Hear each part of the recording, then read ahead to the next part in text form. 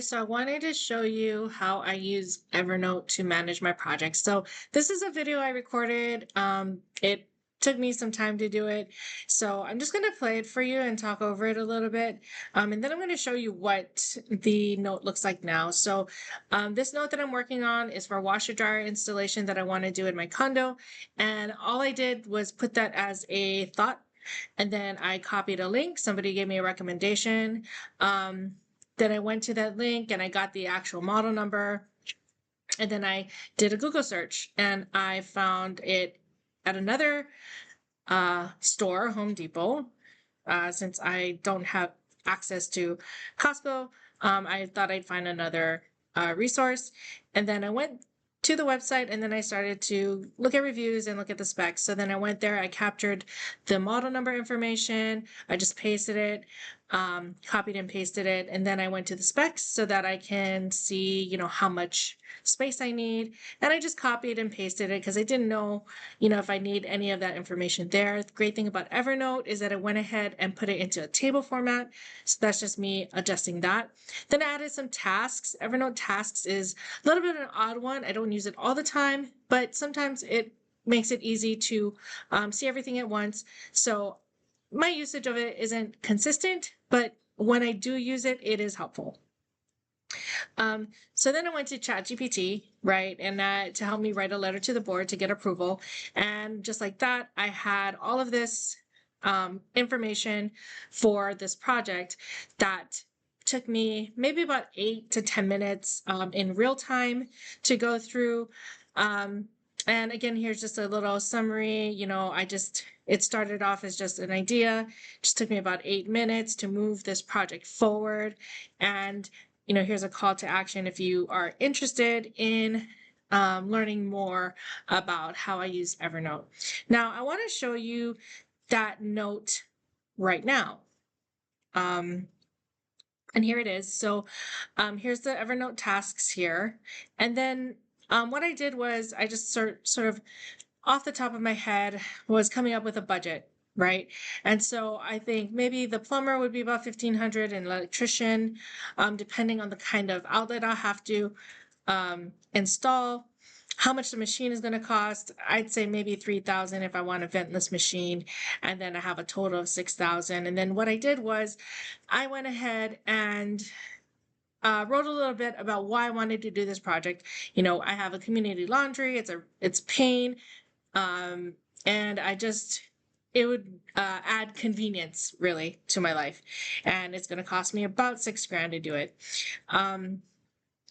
What I also did was I had the one recommendation, the combo unit, which is a 2-in-1. And of course, I went through and I looked at all of these reviews and I saw that while there are a lot of good reviews, there were some bad ones. And I thought to myself, like, is this a lot of bad ones or is it just, sort of par for the course of something that has a lot of reviews? And so I went to ChatGPT and I went ahead and asked it a lot of questions here. So let me see. So probably started here. And, I just said, these are the review stats for a 2-in-1 washer dryer. What does the amount of stars say to you? And it gave me this, like, concerns. And then I started sort of asking more questions. And so it turns out that at some point, as I was using ChatGPT to help me go through the reviews, I learned that it's the ventless, or actually the 2-in-1 unit that has this filter that is difficult to access. So it's difficult to clean. Also, because it's difficult to clean, you sort of burn out your heat pump. So this option, this part of this option could be a real big pain to deal with. And so the other option I have is another ventless, but it is not a combo, it is a stackable, but that requires a 240-volt plug, which I can install, but it's going to cost more.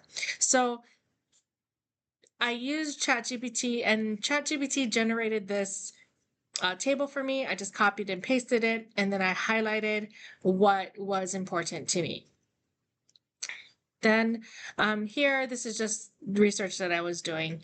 Those are the two models, and then this is the letter to the board, which at some point I'll probably have ChatGPT do over again, depending if I go with the watchtower, which is a 240 volt, because I would have to include that, of course, in my proposal.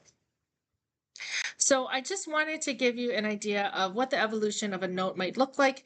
I didn't spend a lot of time doing this. Again, it's just really in these pockets of time that I have available to me when I may be watching TV or during a commercial break or whatnot, or just when I have an interest, I just go ahead, open it and go, oh yeah, here, let me do a little bit of research. And I don't take a lot of time.